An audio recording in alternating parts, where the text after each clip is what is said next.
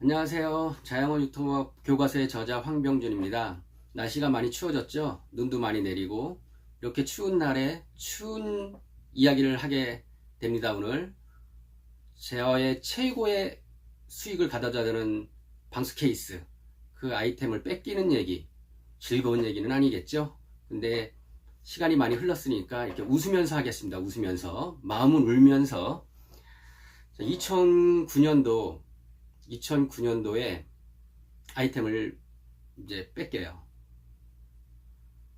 건불 10년이라고 방수 케이스를 10년 동안 딱 운영을 했을 때, 저번 영상평에도 말씀을 드렸지만 두 달 수입이 이제 6,500만원 정도 하니까 위에서 이제 아이템을 가져오라는 지시가 내렸다, 이런 말로 아마 맺었을 거예요, 저번 동영상 편에서. 근데 그 2009년 10년이 어떠한 해냐면, 아마 그 삼성의 이건희 회장이 이 구도, 이제 그 세습 구도를 완전히 확고하게 하려고, 그 다음에 이재용 씨하고 이부진 씨를 에버랜드에 이제 내려보냅니다. 에버랜드에 그 분들이 오면서 이제 바꿔 나가기 시작을 해요. 이부진 씨는 신라호텔을 운영을 했었죠. 근데 그 분이 딱 와서, 저는 이제 에버랜드 캐러밴에 항상 있으니까 이제 얘기를 듣죠. 황당한 얘기인 거죠. 그때 그 음식점에서 우동값이 7,000원이었어요. 에버랜드 안에 맛있었거든요. 근데 이부진 씨는 우동이 왜 이렇게 싸요? 10,000원을 올리세요. 그만큼 더 맛있게 만들면 되잖아요.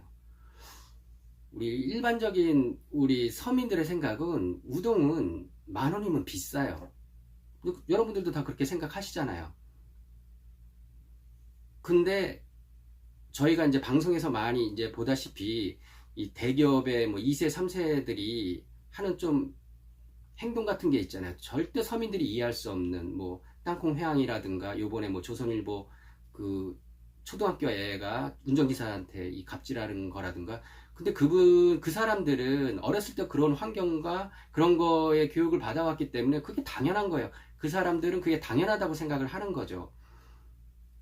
저희 서민들은 아이들한테 가르칠 때 뭐래요? 예의를 지켜라, 누구한테 피해를 주지 말아라, 뭐 그런 얘기를 하지만, 이분들은 가정생활에서 그런 얘기를 안 하는가 보죠. 그러니까 당연히 우동은 10,000원이라도 맛있으면 다 사 먹어, 이런 생각을 하고, 20,000원, 30,000원이라도 우동을 사 먹어, 맛만 있으면. 그건 잘 사는 사람들 얘기죠. 우동은, 제 생각도 뭐냐면, 우동은 5,000원이 넘어가면 안 된다고 저는 생각을 해요. 그리고 우리 고속도로 휴게소 거기도 우동 얼마나 맛있어요. 가격도 저렴하면서 깨끗하고. 이런 생각을 가지신 분들이 이제 전무하고 사장으로 내려옵니다.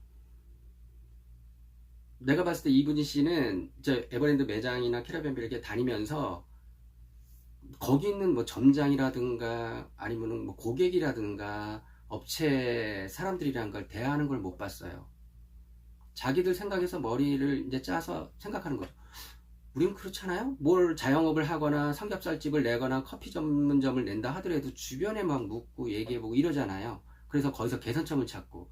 근데 이분들의 생각은 그게 아니에요. 자기 틀 안에서 자기와 비슷한 사람들끼리 얘기한 다음에 거기서 뭘 해보려고 하는 거죠. 그러니까 자꾸 이상한 게 나오는 거예요. 이상한 게.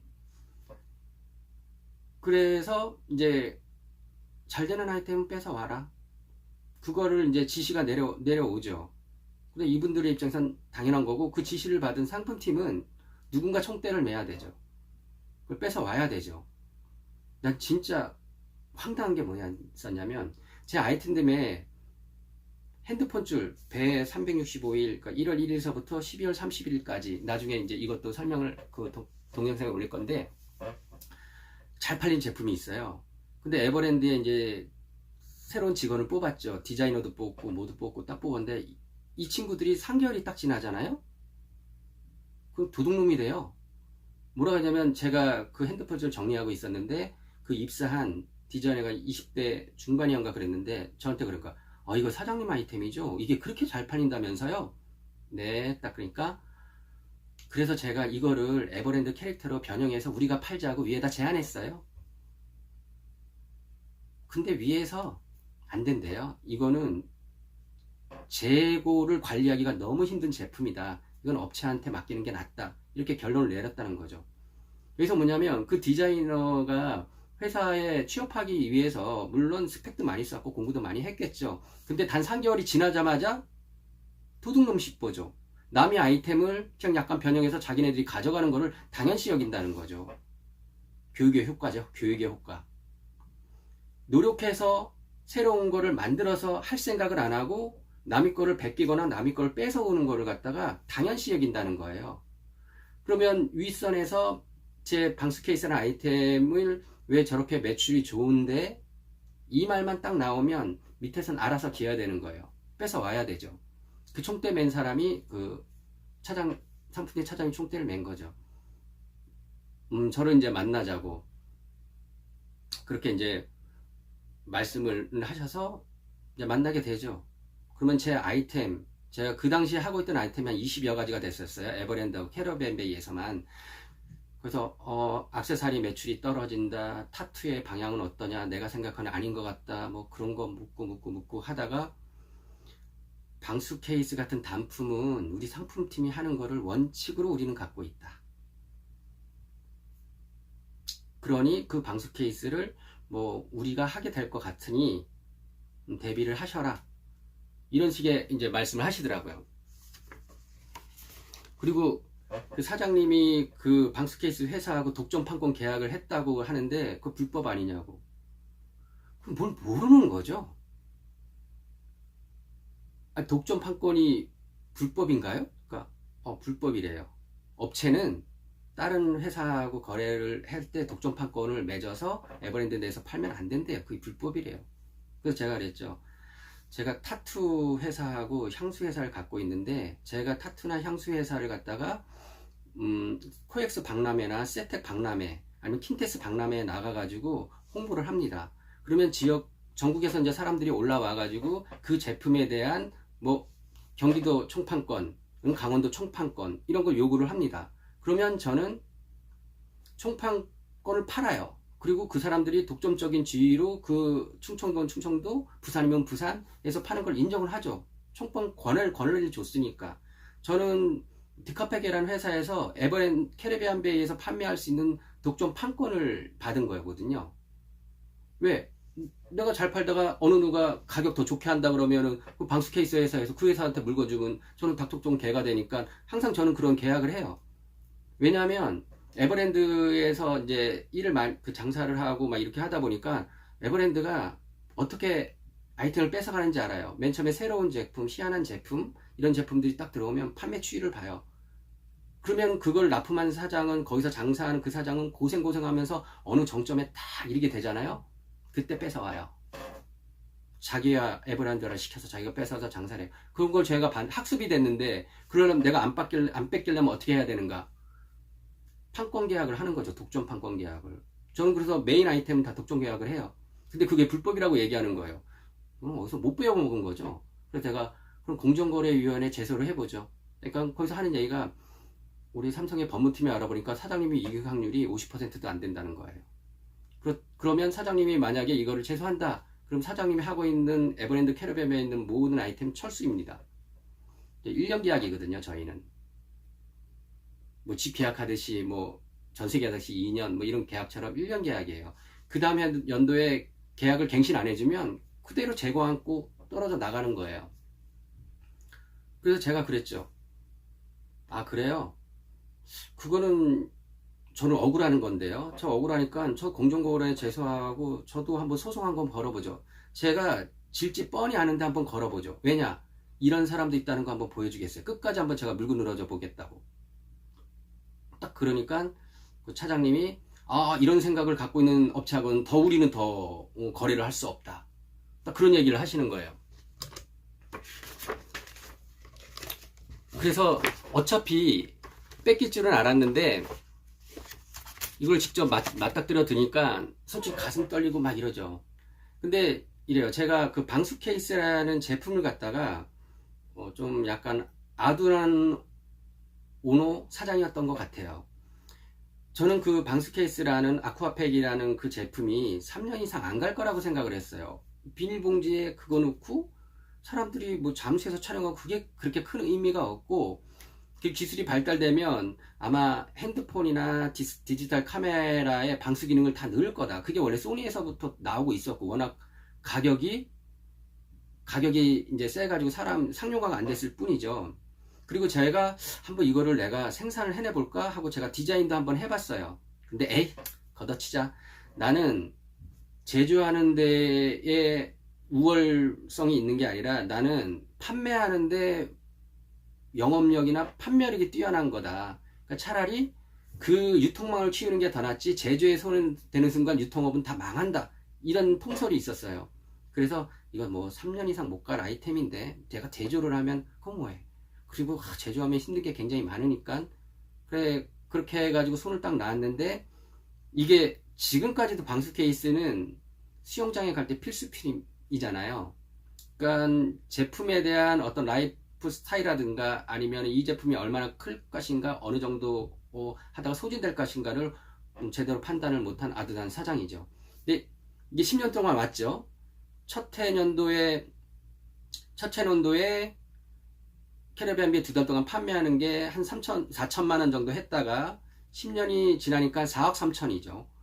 그러니까 맨 처음에 들어갔을 때는 한 달 수입이 한 600만 원 정도였었는데 10년이 지나니까 6,500만 원 정도 되는 아이템을 에버랜드는 욕심이 나니까 이제 뺏어 가는 거죠.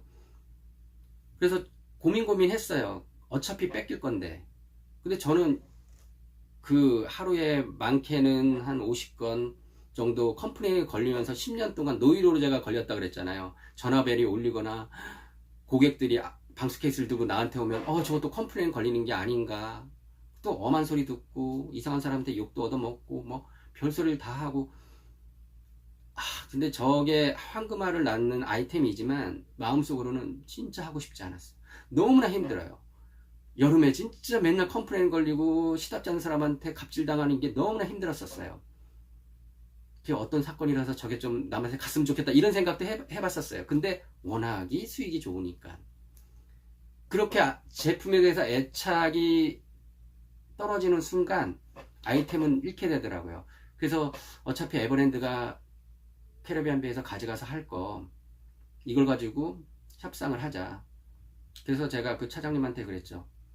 계속 난 못 드립니다. 나는 계속 소송할 거라고. 그냥 방송에도 내보낼 거고, 뭐 방송을 뭐 삼성에서 못 내가게는 하겠지만 어떻게 해서든지 난 해볼 거라고 계속 지리지리 상담을 끌었어요. 그런 다음에 얘기를 했죠. 사장님, 그러면 차장님, 내가 방수 케이스를 넘겨드릴 테니, 액세서리 매장 2군데를 운영하고 있었는데 액세서리 수수료를 3% 내려주고, 액세서리 매장을 한 군데 더 주고, 그리고 타투, 에어브러시 타투 그거에 수수료를 내려달라. 그리고 다른 것도 내려달라. 그리고 내가 아이템을 넣을 때 웬만하면 커팅을 많이 커트 시키지 말고 해달라. 그랬더니 회의를 해보겠다 그러더라고요. 그래서 결론 났어요. 액세서리 매장 운영하게 해주고, 그 다음에 타투 수수료 내주고, 그 다음에 백호 핸드폰 줄 그거 가격 올려도 4,000에서 4,500원 올리게도 해주고, 그리고 끝났죠. 방수 케이스에 대해서는. 근데 탁 뺏기고 나니까 안 그럴 줄 알았는데 맨날 며칠 눈물이 나더라고요. 내가 이제 그 방수 케이스를 하기 위해서 주마등처럼 막 지나간 지 얼마나 고생을 했고, 이 아이템을 도와준 사람들도 많고, 근데 탁 10년 운영하고 이제야 저걸로 인생 꽃피겠다, 돈 벌라고 할 때쯤에 정상에서 딱 하고 쳐나가니까 맨날 며칠 울었던 것 같아요, 밤에. 그래서 다시는 뺏기지 말아야지. 다시는 내 아이템 어떤 거라도 뺏기지 말아야지. 그러면서도 좀 더 견고하게 내가 새롭게 하는 아이템, 만약에 제조하는 아이템, 아니 인수했던 아이템 같은 경우는 어떻게 해서든지 철저하게 계속 내과하는 거를 진짜 정확하게 많이 다듬고 그랬던 것 같아요. 그래서 그 아이템을 다 뺏깁니다. 2010년도부터는 제가 그거를 영업을 못 하는데, 에버랜드 상품팀에서 이제 직접 영업을 탁 하는데 보고 싶지 않더라고요. 너무나 잘 팔리는 게 너무나 잘 팔리는 게 보고 싶지가 않더라고요. 하여튼 그 맨 처음에는 영국 제품 아쿠아팩을 하다가 3년 뒤에 디카팩이 생겼어요. 디카팩 코리아라는 회사가 그 제품을 만들어서 이제 아쿠아팩 매출을 이기고 전 세계 시장을 장악하게 된 거죠. 전 세계 45개국에 수출을 하게 되고, 초창기에 디카팩에서 한 1년에 10만 개를 팔 때 제가 22,000개를 팔아냈거든요. 그러니까 그쪽 사장님하고나 그쪽 회사의 직원들하고는 진짜 끈끈한 관계 뭐 그랬었죠. 근데 그 아이템이 딱 끝나고 나니까 아무도 상관없는 업체, 그리고 뭐 아직 뭐 지금도 뭐 연락하거나 만나지는 않으니까 그렇게 해서 방수 케이스는 이제 제 손을 떠나게 됐습니다. 다 그래요. 오너의 생각이 그래서 중요한 것 같아요. 예전에 이건희 회장님, 이병철 회장님 얼마나 멋졌습니까? 이건희 회장 같은 경우에는 진짜 그 사장단을 데려다가 도쿄에서 몇 개월 동안 호텔에서 합숙하면서 책을 읽고 토론하고, 책을 읽고 토론하고, 핸드폰 잘못 만들어졌을 때 그 쌓아놓고 다 불사질렀어요. 근데 임원진 한 명이 그랬어요. 이거를 어느 정도 가격을 인하해서 팔고 그 다음에 저희가 제품 개발을 더 열심히 해서, 그러니까 이건희가 그게 할 소리냐고 하면서 다 불태워버리고 처음부터 다시 시작하게 했잖아요. 대단한 분이시죠. 그런데 점점 이분들이 욕심이 많아지니까 어떻게 해서든지 요번에 삼성 바이오로직스인가 그 사건이나 지배구들을 경고히 하려고 그렇게 하는 거 보면 돈 앞에는 장사 없다 라는 생각 딱 들더라고요. 자, 오늘은 짧게 이렇게 16분으로 딱 끝내고, 오늘도 할 주제를 한 3, 4개를 적어봤는데 이 뺏긴 거에 대해서 너무 제가 이제 흥분을 해가지고 길게 얘기했나 봅니다. 오늘은 짤막하게 이 동영상으로